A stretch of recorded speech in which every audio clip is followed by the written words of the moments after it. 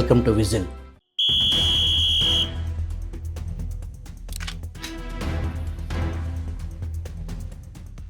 కదలలేని కుమారుడు, $3 ట్రిలియన్ కంపెనీని నిలబెట్టిన తండ్రి కథ ఇది. మోటివేషన్ కాదు, కేవలం బయోగ్రఫీ కాదు, నాయకత్వం, మానవత్వం కలిసిన కథ. సత్య నాదెళ్ల ప్రపంచానికి నేర్పిన అనురాగ నాయకత్వ పాఠం. అతని కుమారుడు కదలలేడు, చూడలేడు, తనకు తానుగా తినలేడు. అయితే ఆ తండ్రి ఆ బాధనే శక్తిగా మార్చుకుని ప్రపంచంలోనే అతిపెద్ద కంపెనీల్లో ఒకదానికి ఊపిరిపోశాడు. ఇది ఒక CEO విజయ గాథ కథ కాదు. ఇది అనురాగం, ఎంపతి ఎలా ప్రపంచాన్ని మార్చగలదో చెప్పే కథ. ఆ రోజు వరకు అన్నీ సవ్యంగానే నడిచాయి. సత్య నాదెళ్ల వయసు అప్పటికి 29 సంవత్సరాలు. మైక్రోసాఫ్ట్లో కెరీర్ వేగంగా ఎదుగుతుంది. భార్య అనుపమ గర్భవతి. జిల్లేవి వాషింగ్టన్లో కొత్త జీవితం. అన్నీ పర్ఫెక్ట్గా అనిపించిన క్షణాల్లోనే జీవితం అకస్మాత్తుగా మలుపు తిరిగింది. గర్భం దాల్చి 36వ వారం శిశువు కదలటం లేదని అను గమనించారు. ఆసుపత్రికి పరుగులు పెట్టారు.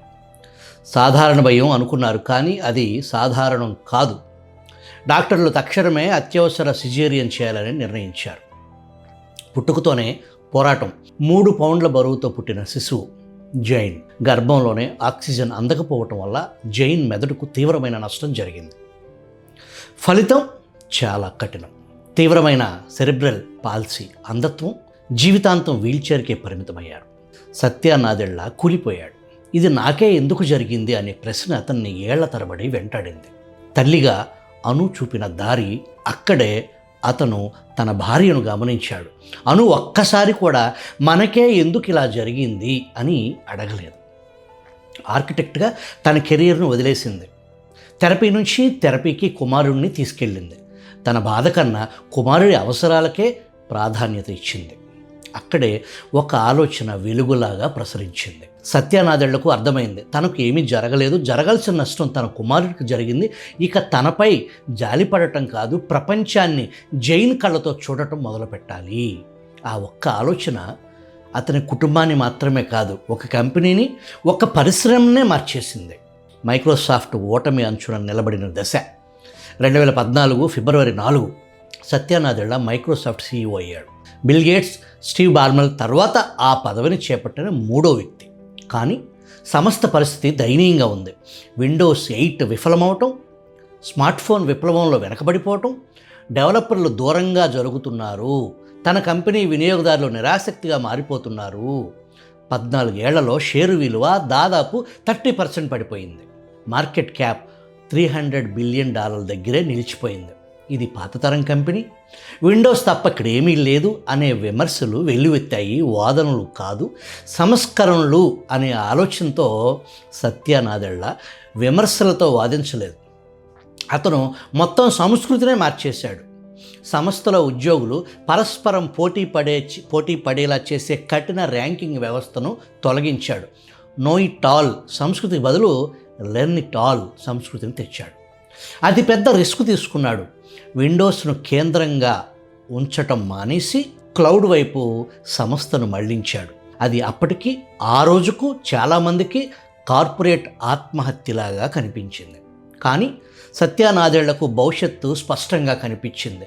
క్లౌడ్, AI, మైక్రోసాఫ్ట్ అజూర్ ప్రపంచంలో 2వ అతిపెద్ద క్లౌడ్ ప్లాట్ఫామ్గా మారింది. తర్వాత భారీ కొనుగోళ్లు ప్రారంభించాడు.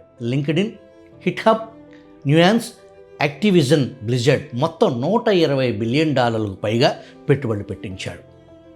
ఇక్కడే అతి ముఖ్యమైన, అత్యంత కీలక నిర్ణయం సత్య తీసుకున్నారు. OpenAIతో భాగస్వామ్యం. ChatGPT ప్రపంచాన్ని మార్చే ముందే సత్య నాదెళ్ల దాన్ని ముందుగా గుర్తించాడు. AIని మైక్రోసాఫ్ట్ ఉత్పత్తులన్నింటికీ తీసుకొచ్చాడు. ఫలితం షేర్ విలువ 1000% పైగా పెరిగింది. $300 బిలియన్ నుంచి $3 ట్రిలియన్ మార్కెట్ క్యాప్కు చేర్చాడు. 2024లో క్షణకాలం యాపిల్ను కూడా దాటేసింది. సంఖ్యలు సరే, $1 ట్రిలియన్ మార్క్ చేరినప్పుడు సత్య అన్న మాట మనం గుర్తు చేసుకోవాలి. మా మార్కెట్ క్యాప్ను సెలబ్రేట్ చేయటం నాకు చిరాకు తెప్పించే అంశం అన్నాడు. అతని లక్ష్యం సంఖ్యలు కాదు, ప్రభావం. CEO అయిన తర్వాత ICUలో జైన్ను చూసినప్పుడు అతన్ని బతికిస్తున్న పరికరాలన్నీ విండోస్ మీద క్లౌడ్కు కనెక్ట్ అయి ఉండటం గమనించాడు. అప్పుడే అర్థమైంది తాను నిర్మిస్తున్న టెక్నాలజీ నిజ జీవితాలను మార్చగలదని. జైన్ 2022 26 ఏళ్ల వయసులో కన్నుమూశాడు. సత్యానాదేళ్ల కుటుంబం సియాటిల్ చిల్డ్రన్ హాస్పిటల్కు $15 మిలియన్ విరాళం ఇచ్చారు. పీడియాట్రిక్ న్యూరో సైన్సెస్లో జైన్ నాదెళ్ల ఎడ్వర్డ్ చైర్ స్థాపించారు.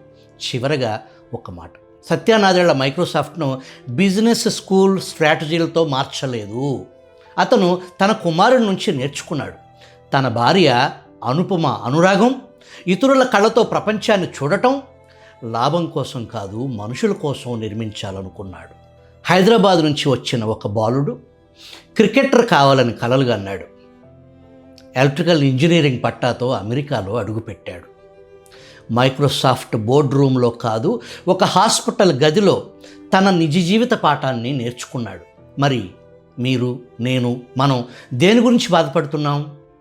ఆ బాధను మనం కారణంగా వాడుతున్నామా, లేక శక్తిగా మార్చుకుందామా? ఎందుకంటే కొన్నిసార్లు ప్రపంచాన్ని మార్చేవాళ్ళు ముందుగా దాన్ని వేరే వాళ్ళ కళ్ళతో చూడటం నేర్చుకున్న వాళ్ళే. Satya Nadella watched his son fight every single day just to interact with the world. And instead of letting that break him, let him rebuild him. He didn't run from the pain, he let it teach him. Your hardest lesson might be the thing that makes you unstoppable. Your biggest struggle might be the lesson that changes everything. Stop waiting for the perfect conditions. Start learning with that life already taught you. Sometimes the greatest transformations don't come from strategy. They come from empathy. Sometimes the person who changes the world is the one who first learned to see it through someone else's eyes. Think big. Satya Nadella గురించి వారి family friend, centre for media studies founder chairman doctor Nagulapalli Bhaskar Rao గారు బరువైన పదాలతో ఇంగ్లీష్లో నాకు పంపితే whistle ప్రేక్షకుల కోసం తెలుగు అనువాదం చేసి మీ ముందుకు తీసుకొచ్చాను. డాక్టర్ నాగులపల్లి భాస్కర్రావు గారికి హృదయపూర్వక కృతజ్ఞతలు.